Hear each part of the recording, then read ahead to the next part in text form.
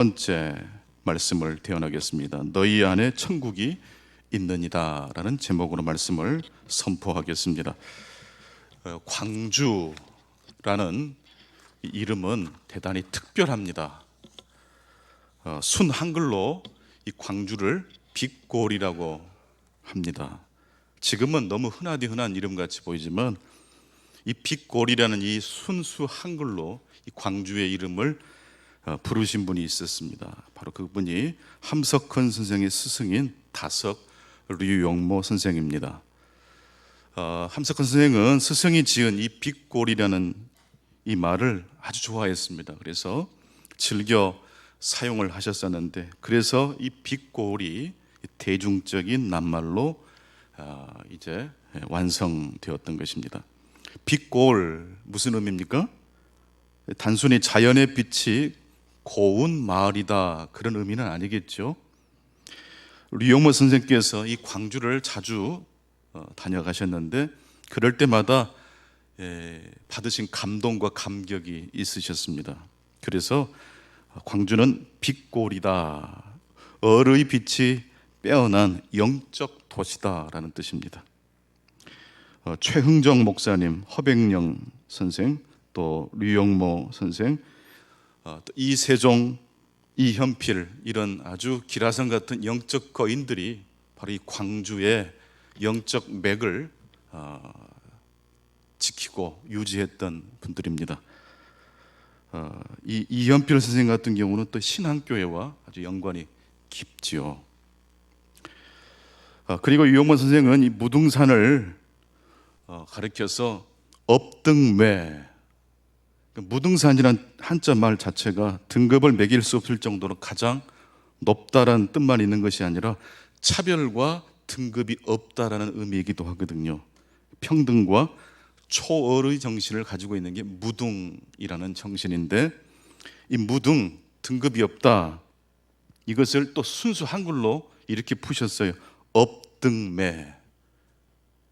업등매. 근데 이것이 이렇게 발음하다 보면 업등이 되겠죠. 업등. 업등이 또 뭔가? 여러분, 무등산 보면 무슨 이미지가 연상되시기가 쉽습니까? 어머니의 품처럼 느껴지잖아요. 더 정확히 말하면 업등이라는 것은 널찍한 등을 의미합니다. 어린아이를 업으려고 어머니가 내민 평평하고 널찍한 등, 어머니의 등보다 더 평등한 등, 넓은 등은 없겠죠. 자, 그래서 이 무등산, 빛골, 이게 다 영적인 의미로 다석 류용모 선생이 풀어 주셨던 것이고, 이 다석 류용모 선생의 이 신앙과 철학을 한 문장으로 정리하면 이렇게 설명할 수 있다고 합니다. 태양을 꺼라. 한번 같이 해보실까요? 태양을 꺼라. 아주 깊은 영성가이기 때문에 이게 그냥 막 한 말이 아니란 말이죠. 태양을 꺼라. 이게 무슨 의미일까요? 빛이 있어야 보이는 세상이 있지요. 이성과 논리와 학문을 통해서 우리들이 발견한 세상이 있는 것처럼 인간의 이성과 논리가 멈추고 그 자리에 하나님의 초월적 은혜가 임하는 지점도 있습니까? 없습니까? 있습니다. 그래서 태양을 끌 때 보이는 세계는 바로 하나님의 나라인 것입니다. 하늘의 별을 보려면 하늘이 어두워져야 하는 것처럼 하나님의 영적인 진리, 하나님의 나라도 마찬가지입니다. 인간의 교만, 인간의 지식이 멈추고 태양이 꺼지고 하나님의 영적 진리가 이 세상을 밝히는 것입니다. 이것이 바로 빛골의 정신이고, 바로 그 빛이 이 광주 도성과 우리 광주 시민들의 마음에 임하기를 간절히 축원합니다.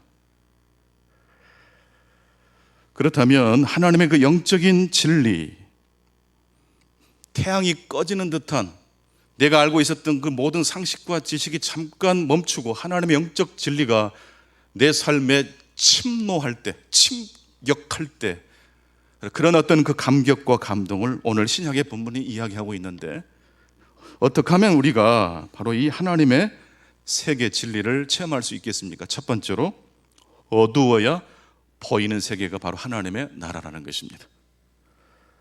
누가복음 17장 20절에 보니까 바리새인들이 예수님께 찾아와서 하나님 나라가 어느 때 임할 것인지를 물었습니다. 그러자 예수님께서 하나님 나라는 볼 수 있게 임하는 나라가 아니다. 또 여기 있다 저기 있다고도 못할 것이니 하나님 나라는 어디 있다고 말씀을 하셨습니까? 너희 안에 있다고 말씀을 해주셨습니다. 하나님 나라는 너희 안에 있습니다. 너희 가운데 있습니다. 단순히 내면 세계에, 인간의 어떤 내면 세계에 하나님 나라가 거한다 그런 뜻이 아닙니다. 너희 안에 있다, 실체가 분명히 있다는 것입니다. 여기서 말하는 너희는 누구를 가리킬까요? 예수님의 제자들을 가리킬까요? 아니면 바리새인들을 의미할까요? 자, 오늘 신약의 본문 다시 한번 찾아서 보시면 바로 이 하나님 나라가 임하는 곳이 어디인지를 우리가 알 수 있습니다. 누가복음 17장 20절과 21절을 함께 읽겠습니다. 바리새인들이 하나님의 나라가 어느 때에 임하나이까 묻거늘 예수께서 대답하여 이르시되 하나님의 나라는 볼 수 있게 임하는 것이 아니요 또 여기 있다 저기 있다고도 못하리니 하나님의 나라는 너희 안에 있느니라. 지금 예수님과 누가 지금 대화하고 있는 장면이죠? 바리새인들. 그러면 하나님 나라는 누구 안에 거한다고 말씀하십니까? 바리새인들입니다.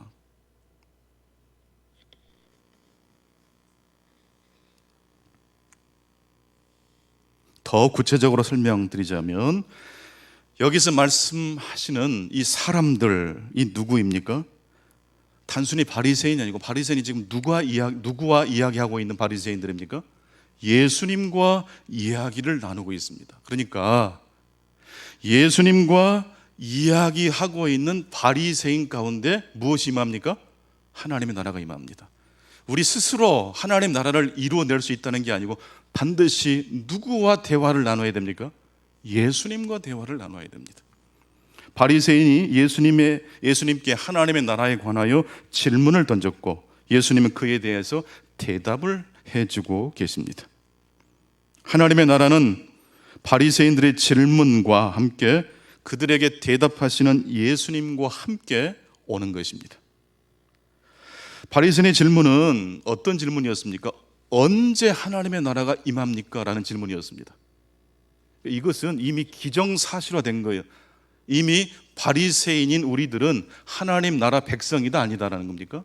백성이다라는 걸 전제하고 있어요. 그러니까 하나님의 나라가 언제 임하는 것만 중요해요. 이미 나는 하나님 나라 백성이니까. 이때 예수님께서 말씀하십니다. 하나님 나라는 여기 있다 저기 있다고도 못하리니 하나님 나라는 어디 있다? 너희 안에 있다. 알쏭달쏭해요. 바리새인은 이미 자신들이 하나님 나라 안에 있다고 말하지만 예수님의 말씀을 자세히 우리가 묵상해 보면 이게 단순한 말씀, 단순한 대답이 아니라는 것을 알 수가 있습니다. 왜냐하면 그 뒤에 예수님께서 제자들에게 설명하신 하나님 나라에 대해 설명하신 말씀이 누가복음 17장 24절부터 쭉 전개가 되는데 하나님 나라는 번개처럼 예측하기가 어렵다라고 말씀합니다.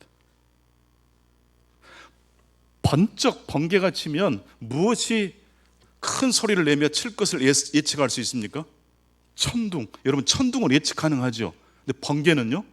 예측 가능하지 않아요. 그러니까 하나님 나라는 번개와 같다. 예측하기가 어렵다. 또 26절 이하의 말씀 보니까 노아의 때와 같다. 노아가 방주에 들어갈 때까지 세상 사람들이 눈치를 챕니까? 못 챕니까? 못 채요. 하나님 나라가 들이닥친다는 걸 몰라요. 노아가 방주에 들어가기 전까지 시집가고 장가가고 놀고 먹고 온통 세상 향락에 젖어 있습니다. 28절 이하에 보면 하나님 나라는 또 롯의 때와 같다 그랬습니다. 소돔과 고모라 성이 불의 심판을 받게 되기 전까지 사람들은 알아채지 못했다는 것을 이야기합니다. 또한 누가복음 17장 34절과 35절을 보게 되면 한 사람이 밭을 갈다가 데려감을 당하고 한 사람은 버려둠을 당합니다. 두 여자가 맷돌을 갈고 있을 때 한 여정은 데려감을 당하고 한 사람은 버려둠을 당할 것이다. 이게 휴거 본문과 연결되는 본문으로 읽으면 또 안 됩니다. 휴거라는 이 말 자체도 사실은 성경에 있어요, 없어요? 없어요. 왜 공중에 올라갈까요, 성도들이? 재림하시는 예수님을 보고 버선발로 뛰어간다는 뜻이에요. 예수님은 하늘에서 내려오시는 중이십니까? 우리를 데리고 우주 밖으로 가실 분이십니까? 내려오시죠. 그러니까 휴거는 성서적 사상과 전혀 맞지가 않아요. 영접해야죠. 맞이해야죠. 그냥 공중으로 끌어올려가서 나만 잘 사는 것이 아니에요. 또 여기 본문에 한 사람은 데려감을 받고 한 사람은 내려버림을 당할 것이다. 그러면 어떤 사람이 하나님의 백성이 된다는 뜻일까요? 데려감을 받는 사람일까요? 남는 자일까요? 성서적으로 보면 데려감을 당하는 사람이 맞아요. 주님이 오시는 걸 영접하는 사람이 훨씬 성서적 사상과 맞을까요? 그러니까 예수님을 하늘에서 오신 예수님을 영접하는 게 훨씬 더 맞겠죠. 데려감을 당하는 것보다 남겨진 사람이 오히려 하나님 나라에 들어갈 가능성이 매우 높을 거예요. 그러나 그렇게만 설명해도 부족해요. 그래서 이 전체 본문을 해석하는 열쇠가 누가복음 17장 37절에 나옵니다. 여기 보면 이렇게 말씀하십니다. 죽음이 있는 곳에 무엇이 모입니까? 독수리가 모입니다. 독수리는 이렇게 하늘을 막 날다가 살아있는 사람들이 있는 곳에 나타나는 것이 아니라 어디에 독수리들이 막 덤벼요? 시체가 있는 곳. 즉, 그래서 하나님 나라는 어떤 나라인가? 누가 들어가느냐? 이 말씀을 이 본문 전체를 통합적으로 연결해서 해석해 보면 데려감을 당하거나 내버려둠을 당하는 게 중요한 게 아니고 시체는 누가 쪼아먹어요? 독수리. 그러면 무슨 말이에요? 살아있는 존재가 되라는 뜻이에요. 생생하게 하나님과 관계를 맺고 주님과 함께 동행하는 삶을 살 때 하나님의 나라가 언제 올지 알지 못하지만 그 사람은 반드시 하나님의 나라의 백성이 된다는 말씀입니다. 그런데 오늘 이 본문을 가장 먼저 시작할 때에 바리새인이 예수님께 찾아와서 질문을 던졌다고 그랬습니다. 이 바리새인은 과연 하나님 나라 백성이 될 수 있을까라는 질문을 하지 않을 수가 없습니다. 예수님께서 바리새인을 성경에 보면 상당히 꾸짖는 대목이 굉장히 많지 않습니까? 그렇다고 해서 무조건 배제할 필요는 있습니까? 없습니까? 없습니다. 중요한 원리 하나를 누구든지 이 원리를 가지고 살아가야 된다는 것을 말씀해 주신 것입니다. 뭡니까? 하나님 나라는 질문과 함께 대답을 해 주시는 누구와 있을 때 이 하나님 나라가 우리에게 옵니까? 예수님과 함께 있을 때입니다.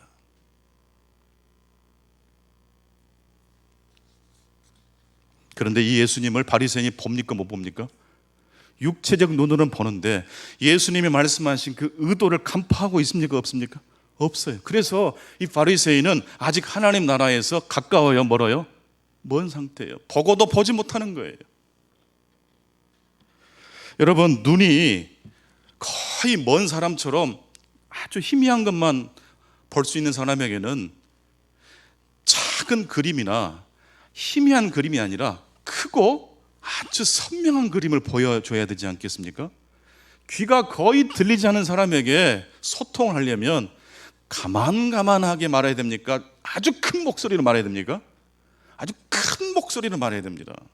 성경에서 예수님께서 큰 목소리로 말씀하실 때가 있습니까? 없습니까? 굉장히 많습니다. 왜 그랬을까요? 못 들으니까, 못 보니까 마음이 답답하셔서 소리를 막 지르시는 거예요.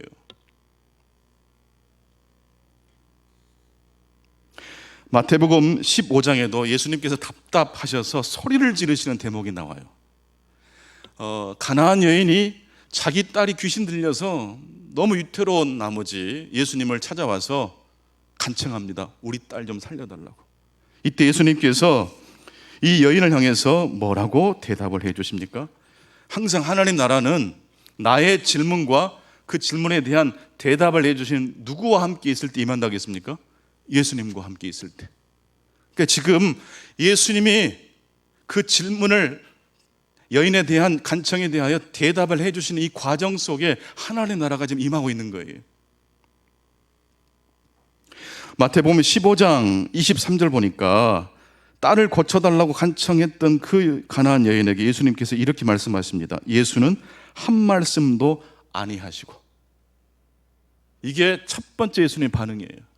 살려주십시오, 내 딸을 라고 간청을 했는데 예수님은 첫 번째 반응이 뭐였다고요? 반응이 없어요. 냉랭한 기운이 흐르는 거예요. 얼마나 이 여인이 답답하고 무안했을지 몰라요. 이때 그 모습을 답답하게 여긴 제자들이 이렇게 말합니다. 제자들이 와서 청하여 말하되 그 여자가 우리 뒤에서 소리를 지르오니 그를 보내소서. 예수님이 여인의 그 간청에 아무 대답을 하지 않자 답답했던 제자들이 개입을 합니다. 주님, 뒤에서 막 소리 지르는 게 시끄럽습니다. 그를 보내십시오. 가라고 그러십시오. 이윽고 예수님께서 그 여인을 향해서 이제 대답을 합니다. 마태복음 15장 24절. 예수께서 대답하여 이르시되 나는 이스라엘 집에 잃어버린 양 외에는 다른 데로 보내심을 받지 아니하였도다. 여러분, 이게 예상했던 대답입니까? 전혀 예상하지 못했던 예수님의 대답입니까? 예상하지 못했죠. 그래도 예수님인데, 예수님의 옷자락을 잡으려고 나왔는데 그 여인의 그 간절한 마음을, 그 소망을 들어주셔야 되지 않습니까? 그런데 예수님은 어떻게 대답하세요? 나는 이방인이 아닌 이스라엘의 선택받은 선민을 위해서 온 메시아다라고 말을 해버린 거예요. 너는 나와 관계없다, 거절을 해버린 거예요. 그러자 여인은 예수님께 엎드려 절을 하면서 주여 저를 도와주소서라고 계속해서 간청하는 걸 멈추지 않습니다. 이에 예수님께서 이제 마지막 KO 펀치를 날립니다. 대답하여 이르시되 자녀의 떡을 취하여 개들에게 던짐이 마땅하지 아니하도다. 이거 어떻게 해야 됩니까? 자녀의 떡을 취하여 누구에게 던짐이 마땅하지 않아요? 그럼 이 여인이 지금 뭐에 해당된다는 뜻입니까? 개란 뜻이에요. 원래 유대인들은 이방인들을 개라고 불렀거든요. 여자가 말을 합니다. 주여 올소이다마는 개들도 제 주인의 상에서 떨어지는 부스러기를 먹나이다. 자식이 아픈데 부모가 가만히 있을 수 없잖아요. 수모 모욕당하는 거 그거 관계없잖아요. 네?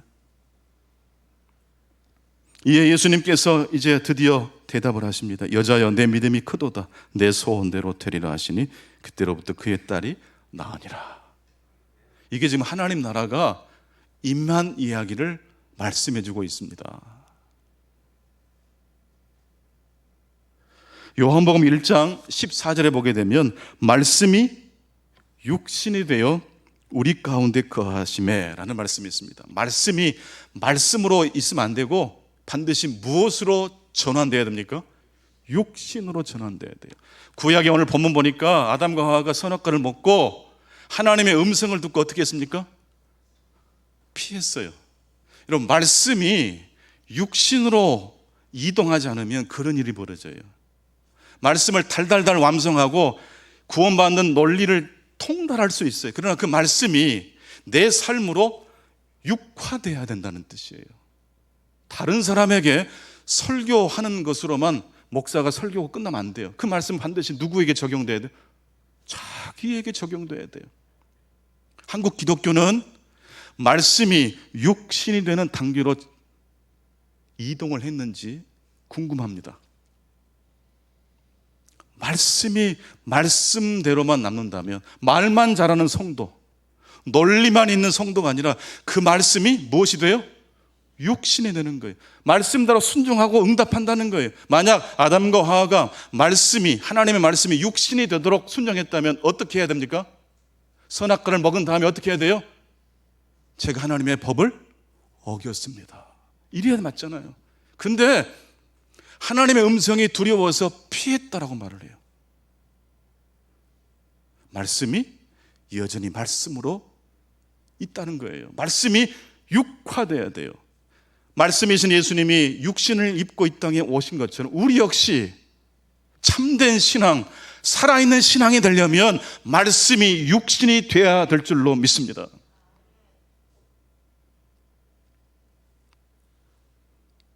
바리새인은 이미 자기가 하나님의 백성이라고 생각을 했어요. 그러나 예수님 볼 때는 그렇지 않다는 것입니다. 말씀이 말씀으로만 남아있어요. 말씀이 육신이 되지 않았어요. 바리새인이나 예수님의 제자들이나 마찬가지예요. 이방인 여인을 향해서 제자들이 했던 반응이 뭡니까? 예수님 시끄러우니까 빨리 쫓아버리십시오. 그래서 예수님은 어떻게 하셨습니까? 바로 고쳐준 게 아니라 그 여인에게 나는 이스라엘의 잃어버린 양을 위해서 왔다. 그리고 두 번째는 어떻게 말씀하십니까? 나는 개에게 떡을 주지 않는다. 이게 사실은 예수님이 가나안 여인에게 하신 말씀이지만 솔직히 말씀드려서 이것은 누가 누구를 통해서 한 이야기입니까? 그 여인에게 유대인들이, 제자들이 평상시 가지고 있는 생각을 누가, 우리 예수님이 누구에게, 가나안 여인에게 한 거예요. 예수님은 처음부터 그 여인을 치료 고치실 생각이 있으셨어요, 없으셨어요? 그 자녀를? 있으셨죠. 근데 그 여인이 단순히 하나님의 이야기를 말씀으로 알고 있는지 아니면 본인의 삶에 가지고 오는지를 테스트하셨던 거예요. 수모와 같은 시간들이, 고통스러운 시간들이 이 여인을 해체시키고 부끄럽게 만들고 아주 이거 뭐야 자존심을 꺾어버리는 그 위기의 순간을 여인은 담담하게 견뎌냈다는 것이죠. 제자들의 그 표정을 한번 떠올릴 수 있겠죠. 아무리 그래도 그렇지 예수님께서 저 여인에게 너무하는 거 아니야? 근데 사실 예수님이 너무한 게 아니라 유대인들 마음속에 담겨있는 생각, 하나님은 이스라엘만의 하나님이다라는 그 선민주의 사상을 예수님께서 꼬집으신 겁니다. 이 말씀과 이 선민주의 사상이 해체되지 않으면 하나님 나라가 올 수 없다는 말씀을 하신 겁니다. 교회에서 열심히 예배드리고 봉사하고 신앙생활 하는 거 좋습니다만은 그것이 일주일 내 직장과 일터에서 육화되지 않는다면 우리의 신앙은 단순히 말씀만 아는 신앙이에요. 따라서 합시다. 말씀이 육신이 돼요. 이것을 빌립보서 2장 5절부터 11절까지는 더 자세하게 풀어서 설명합니다. 예수님께서 하나님과 동등됨을 취하지 않으시고 인간이 되셨다라고 말씀합니다. 우리 빌립보서 2장 5절로 8절을 같이 읽겠습니다. 시작.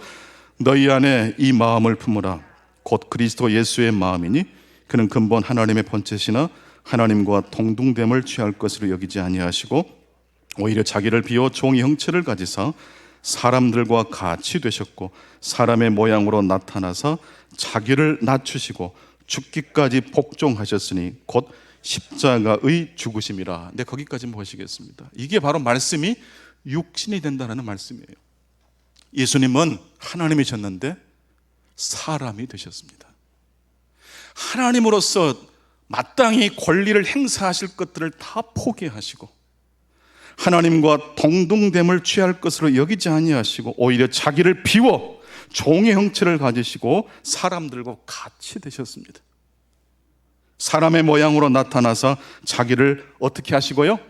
낮추시고 죽기까지 복종하셨으니 곧 십자가에 죽으심이라. 여러분, 복음이란 기쁜 소식이죠. 근데 복음은 어떤 사람에게 기쁜 소식이 될까요? 자신을 의롭다라고 생각하는 사람일까요? 자신을 죄인이라고 생각하는 사람에게 복음은 기쁜 소식이 될까요? 그렇죠. 그래서 여러분, 인간적, 논리적, 로고스적 관점에서 보면 다 신사하고 젠틀한 사람이지만 하나님의 절대적 평가 앞에서는 우리는 어떤 존재입니까? 죄인인 겁니다. 사람과 사람을 비교하는 게 아니에요. 사람과 사람과 대화 사이에서 하나님 나라가 오는 게 아니고 바리새인이 누구랑 대화하는 중에 하나님 나라가 임합니까? 예수님입니다. 창조주 하나님, 절대자이신 예수님 앞에 내가 누구인지를 질문할 때 우리 자신의 교만과 자랑할 만한 모든 것들이 어떻게 됩니까? 다 해체가 되는 거예요. 그리고 그 해체되는 그 가운데 하나님의 말씀이 어떻게 됩니까? 육화되는 거예요. 머리로만, 말로만 신앙생활하는 게 아니라 그 말씀이 우리의 육신을 덮치고 우리의 인생과 가치관을 변형시킨다는 말씀입니다. 무늬만 신앙이 아니라 예수 그리스도의 정신이 우리의 삶을 정복하시고 점령하셔서 주님이 이끄신 대로 살아가시는 저와 여러분 되시기를 간절히 축복합니다.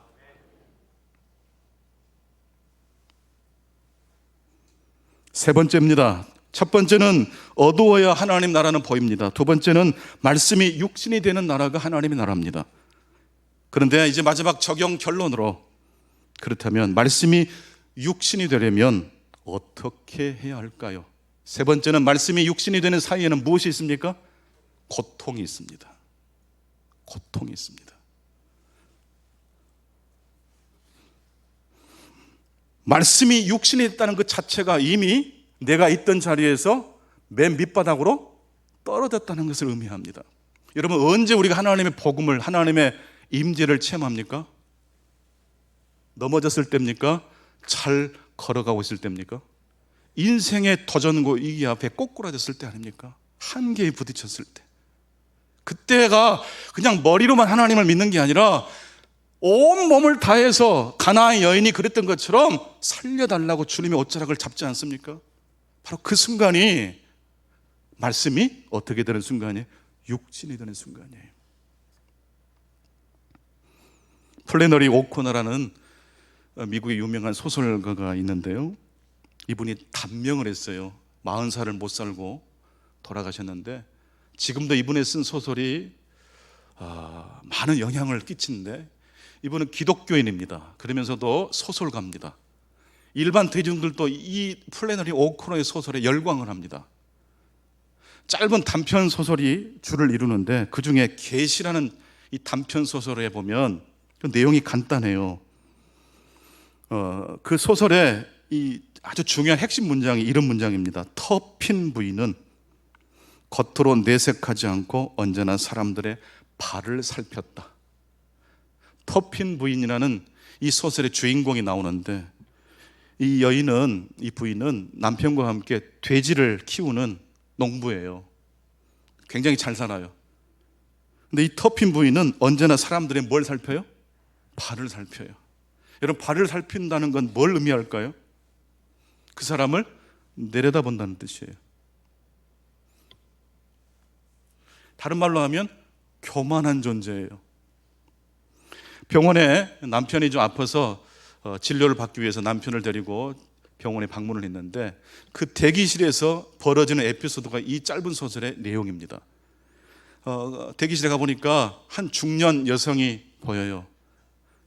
터핀 부인도 백인이고, 그래서 서로 눈인사를 하고 대화를 하면서 재미있게 수다를 떠는데, 그 대기실 중에 백인이라고 다 잘 사는 건 아니잖아요. 딱 보니까 행색이 초라하고 복잡하게 보이는 한 여성과 그 여성의 딸이 대기 중인 거예요. 딸이 아파서 온 건데, 시끄럽게 이제 이 터핀 부인과 다른 백인 여성이 막 시끄럽게 떠들어요. 이게 그냥 그 대기실 자체가 이 두 여인의 이야기로 가득 차 있어요.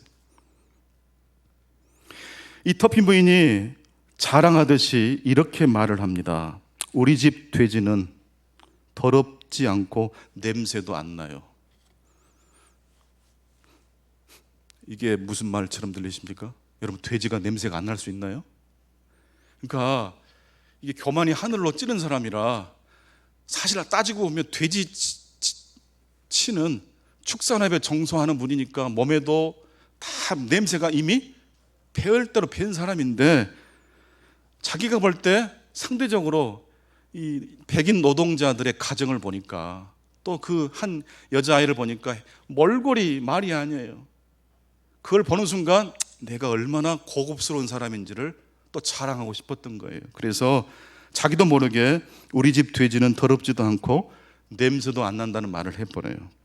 그걸 듣고 있는 한 여자아이가 계속 인상을 쓰고 신호를 보내요.